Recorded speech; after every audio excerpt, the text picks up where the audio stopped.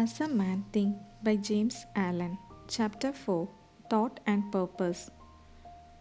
Until thought is linked with purpose, there is no intelligent accomplishment.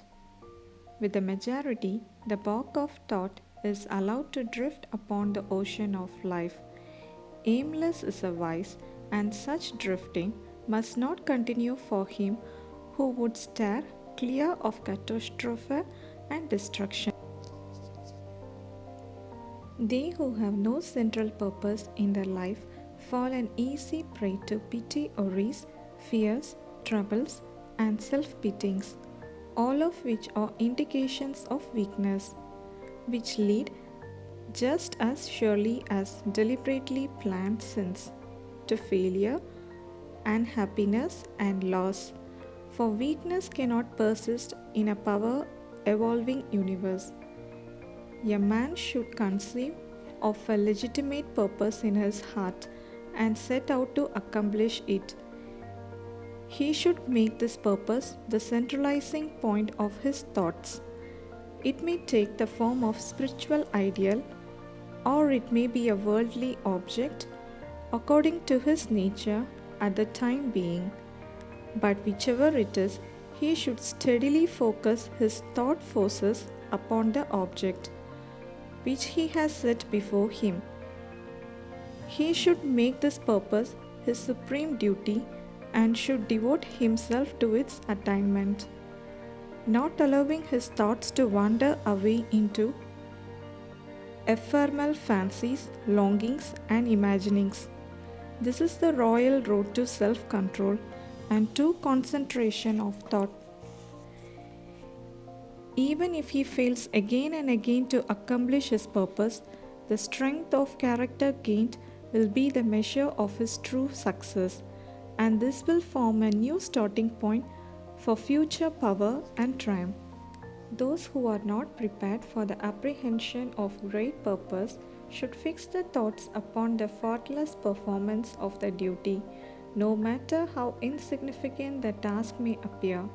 Only in this way can the thoughts be gathered and focused, and resolution and energy be developed, which being done, there is nothing which may not be accomplished.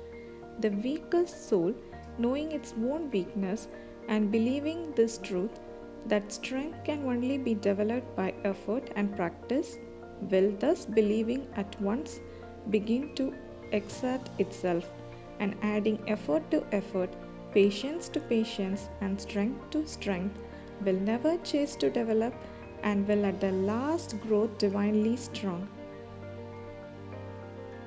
As a physically weak man can make himself strong by careful and patient training, so the man of weak thoughts can make them strong by exercising himself in right thinking.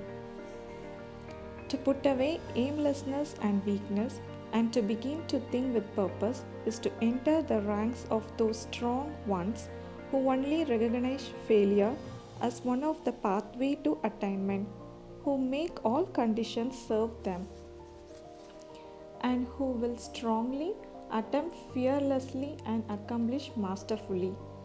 Having conceived of this purpose, a man should mentally mark out a straight pathway to its achievement, looking neither to the right nor the left. Doubts and fears should be rigorously excluded. They are disintegrating elements which break up the straight line of effort, rendering it crooked, ineffortless, useless. Thoughts of doubt and fear never accomplished anything and never can. They always lead to failure. Purpose, energy, power to do, and all the strong thoughts chase when doubts and fear creep in. The will to do springs from the knowledge that we can do. Doubt and fear are the great enemies of knowledge, and he who encourages them, who does not slack them, fights himself at every step. He who has conquered doubt and fear has conquered failure. His every thought is allied with power, and all difficulties are bravely met and wisely overcome. His purposes are seasonably planned, and they bloom and bring forth fruit, which does not fall prematurely to the ground. thought allied fearlessly to purpose becomes creative force. He who knows this is ready to become something higher and stronger than a mere bundle of waving thoughts and fluctuating sensation. He who does this has become the conscious and intelligent leader of his mental powers.